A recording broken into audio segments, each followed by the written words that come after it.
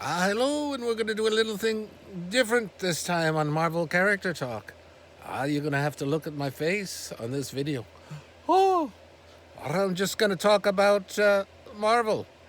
Specifically, what I want to do today is talk about the Fantastic Four and the first issues. Let's see if I can think about it. Fantastic Four, it started in 1961, cover date November, and it was on sale 3 months before that.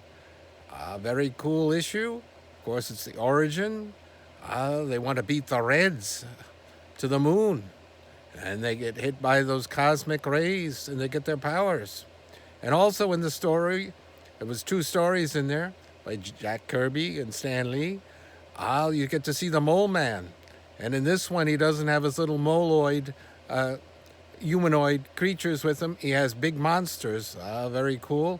And of course, the cover is the classic green monster coming up. I believe one of his names is Giganto.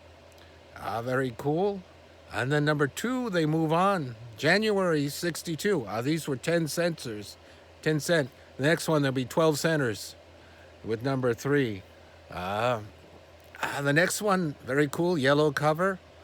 It's got the scrolls. Oh, and they beat them. And that one, I believe, has a pinup of the Thing. First time they had a pinup in it. And then number three, very cool cover. They get their fantastic car, also known as the Flying Bathtub, because it's the shape of the original one.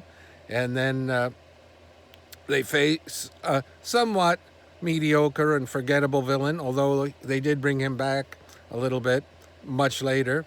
Roy Thomas did in, I think, 1973, around 130-something issue. The Miracle Man. So that was kind of a letdown, but it was cool. They got all their, they got costumes, and what was cool about it, the Thing had a shirt, I believe, but he also had a blue helmet and then booties. He quickly got rid of the helmet and then the shirt. He just had the booties on the next one. Number four, Submariner, very key issue where they bring Submariner back from the Golden Age. Johnny Torch finds him in a flop house, and he goes like this with his flame, and he reveals his face without a beard, and he recognizes him as the Submariner. And he takes them, flies them, and I think jumps them into the water, and his memory comes back as Submariner, and oh boy, they're in for it there. So Submariner was basically, he wasn't a hero, and he was basically, at least in the early ones, a villain to the Fantastic Four, or which we say more now as an antagonist. So that was a good issue. Very classic cover where they're running in the surf, and like I said, Thing still has his booties on. They'll be gone shortly, and they're gone. In the next issue, they've got Dr. Doom, real big, and he's green, and his armor is green. And they're very small on the cover, and they're holding Sue Storm, Invisible Girl, on there. Oh, Victor Von Doom, the beginning of the greatest Marvel villain ever. Argue with me on that, huh? He appeared in almost all of the comics of Marvel, even as they moved along. Spider-Man, Avengers, Daredevil, Thor, and then on into the 70s with the X-Men and Power Man and so on and so forth, but always the greatest foe of the Fantastic Four. And number six, the Diabolical Duo. So they take Submariner from number four, and they take Dr. Doom from number five and team them up, and they go up into outer space. Very cool issue. First time villains team up, very classic. And then number seven, I have to think, yes, number seven, that's Kurgo. They did bring him back later too, another alien type, because he looks like a big yellowish, pale yellow egghead, and he's bad to his people and stuff. So that was another alien after they had the Skrulls in number two. And number eight, very creepy cover, kind of gray, and the Puppet Master, and they've got the Fantastic Four being controlled. Of course, that would introduce the Thing, Ben Grimm's girlfriend, Alicia, and Puppet Master is his first name Jonathan or Masters. Anyway, he's the villain, and he can control radioactive clay, and he shapes that. He's the stepfather of Alicia, and he'll come back many times and also fight other Marvel heroes. Number 9, they bring back Submariner. It's the orange cover with the skyscraper, and I think the Thing says heroes 1 minute, bums the next. He's got kind of a hat on and maybe sunglasses, where the Submariner like buys, I think, the Baxter building, and they have to move out. Very cool. And then 10, Return of Doctor Doom. Also, in the first 10 issues, you got Submariner and Doctor Doom 1 and 1 and 1 and 1, and then teamed up together. So cementing the early years of the Kirby Lee, Submariner and Doctor Doom. So Doctor Doom comes back, very kind of creepy cover with Reed Richards going like this with his eye up, because Dr. Doom has a machine and he kind of transfers his mind into Reed Richards. And I believe that's the cover where very down, small on the cover, they've got to the backs facing what you can see, Stan Lee and Jack Kirby talking to each other right on the cover in the artwork. Very cool. Number 11, that's Impossible Man. That has feature pages. The other ones have pin-ups too, sprinkled throughout. Very cool. This has the Impossible Man, a green alien with a very pointy head. And he basically just wants to have fun. They'd bring him back in 1976 or so, when Jack Kirby returned to Marvel after leaving in 1970, came back. So this is the Impossible Man. Later on, they call him Impy for impossible. And then they have another short story where they're on Yancey Street with the kids. So there's a 2 stories in that. Number 12, a great cover where they're in a cavern down in a cave.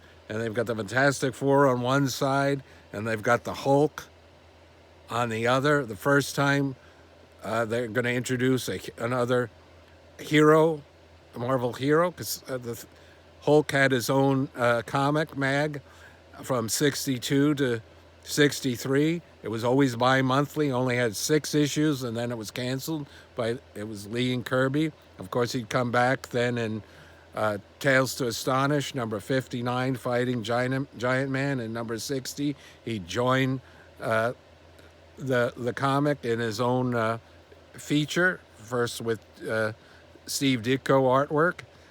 Very cool. So what's disappointing about this is that you don't meet the Hulk, you don't actually see him until page 15, and then I think it was like a 23 pager or so, and then there was a letter page and so forth. So there wasn't that much, it wasn't a big thing Hulk fight in it, but it was cool. That'd be coming up. Number 13. What was number 13? Can I remember? I think that's that's the first Red Ghost and a Super Apes, and it's got a picture of, like, a ghostly picture on the moon, and it's got the Watcher. So they introduced the Watcher in that. He's going to be in What If, of course, an animated series on Disney Plus coming up, starting next month in August, or this month, depending on when I post this, August. I wish the Super Apes would have gotten on the cover in Red Ghost. When they come back in number 28, they're not on the cover either. But a very cool group. I always thought the 3 Super Apes, they've got the orangutan, he's got magnetic powers.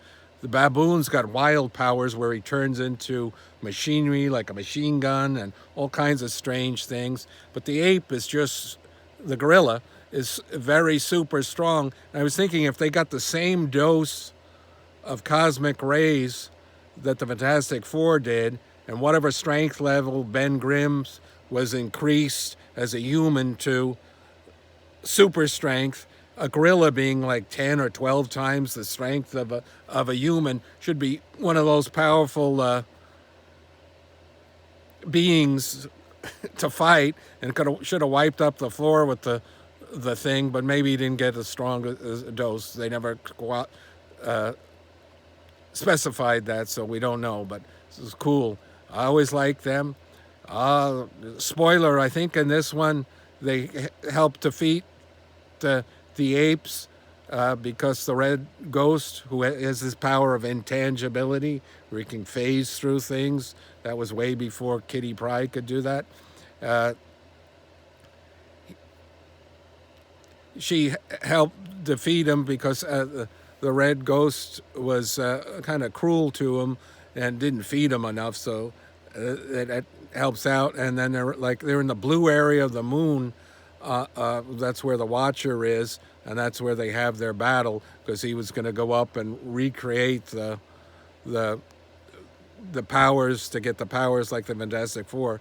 And they redid that theme again in the 1980s in Hulk 240, 50 or so issue, when they created the UFOs, where they go up to recreate and get the cosmic rays and the powers. We're going to wrap this up soon, and maybe if this is popular, I'll do a sequel to this, continuing on, just train of thought. Number 14, Submariner back again, and they bring back Puppet Master, although Puppet Master is not on the cover. Very cool issue with a kind of an orange part, and then I think Submariner's to the back, and they include a very great pin-up by Jack Kirby of Submariner in that issue. Very cool. And I think I'll end at 15. 15 is the first Mad Thinker and his awesome android. He'd get better looking later on, especially in number 28 when the X-Men was in it. But they're on the cover there, and Mad Thinker wants to control crime he's very smart, and then he can also has machines to help calculate how things will go, and he's created the awesome android which can mimic powers. So very cool.